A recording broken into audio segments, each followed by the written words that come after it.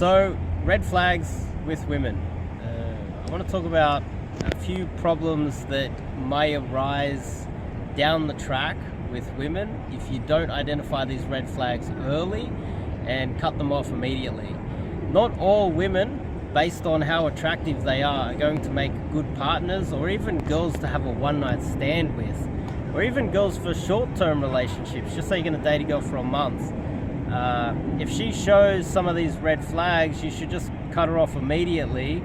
And you should also be aware that if you start dating a girl that shows a lot of red flags early on, you have to be self-aware enough that you might actually get trapped.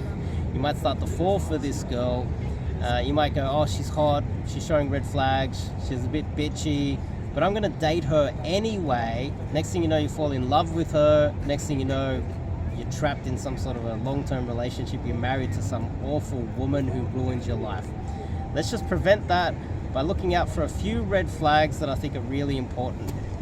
Before we kick it off, I'm Dave. This channel is dedicated to giving you no BS, novel dating advice from modern man. Top link in the description. Check out the website. You can go, I got 300 blog posts in there. I've got over 500 videos here. You can go through all the free material, but then when you're ready and you want to step it up another notch, you're stuck in intermediate purgatory, you want to get out here and do some proper cold approach game in Sydney, Australia. As you can see, this is the Opera House. I'm in Sydney, Australia. Go to the website, fill out the form, do some coaching. So, red flags. The number one red flag for me in the early stages of meeting a woman is when she wants to go deep on my career, or she wants to know what type of car I have. She wants to know where I'm living. Living's not so bad, car's not so bad, but when she wants to go deep on any sort of topic that gives her an understanding, gauge how much money you have in your bank or what's your earning potential, that's a massive red flag. A woman that is socially aware and is not a total nutcase bitch will never start looking deep on your career or trying to gauge how much money you have in the early stages of a relationship. She will spend most of her time trying to get to know you and building rapport with you and seeing if you guys click, there's some sexual tension, whether she could fall in love with you, whether she actually likes you as a person first, before trying to figure out what your earning potential is, what your career is, what type of car you have, how much money you have. Keep in mind, women don't know anything about cars in general. Some do, very rare do. The type of girl that knows something about cars isn't that beautiful girl from Fast and the Furious. She's often some bogan girl that, like, you know, comes from the ghetto and you don't want to date her anyway. And she's probably on drugs, covered in grease.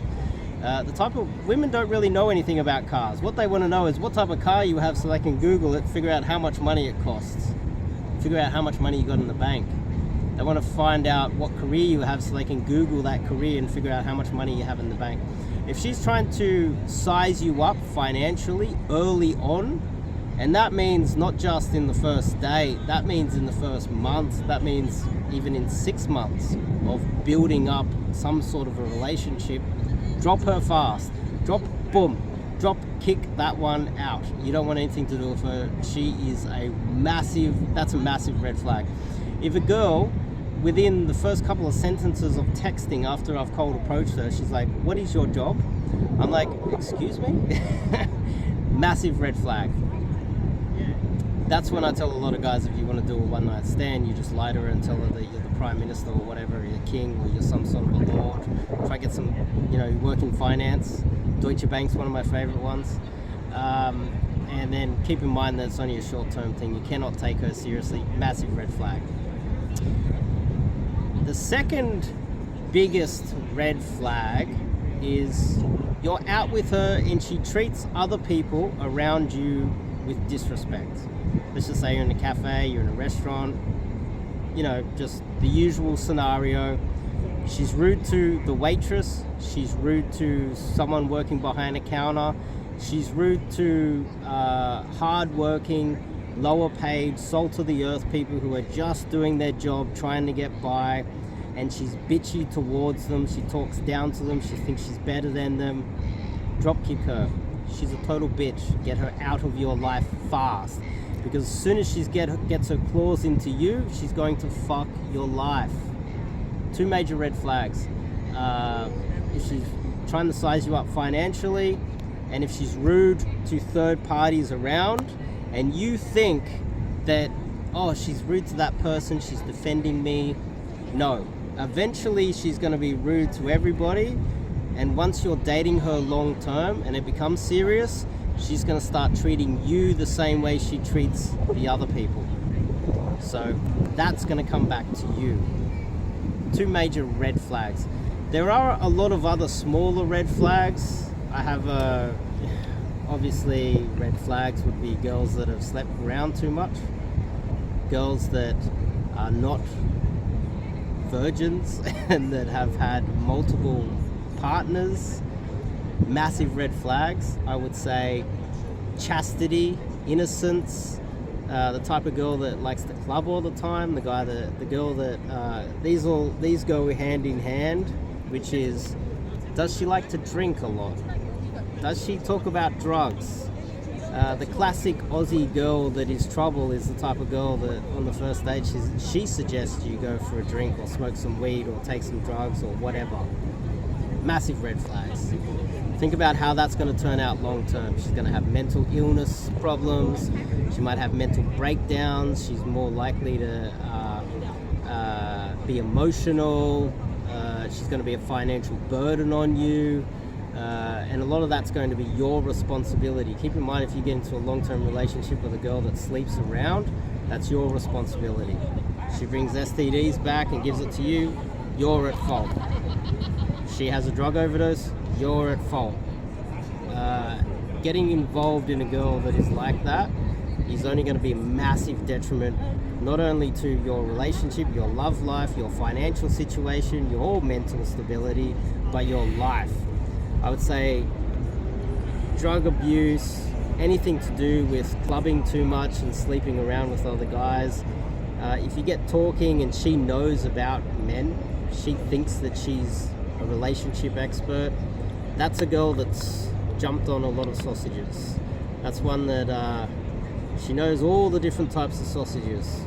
She's an expert. She's a butcher. She's a legit butcher. You want to avoid those women. So, girl that wants to size you up financially, girl that's rude to third parties, very dangerous.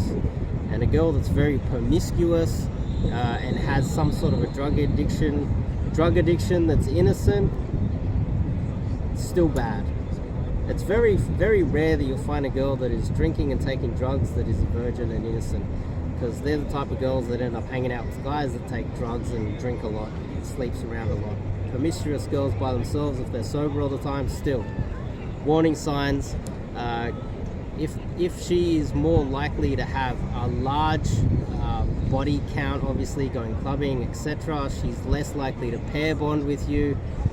You need to drop these 3 types of women, and sometimes they overlap. You have a girl that's on drugs, partying all the time, rude with third parties, and wants to size you up financially. That's the holy grail of hell. Get the fuck away from her. Top link in the description. Check out the website. Sign up to do some cold approach coaching out here. If you've been burnt, if you've had a divorce, if you've had some troubles in the past, come out here and we'll find you a new one with some proper cold approach skills. I'll see you guys in the next video.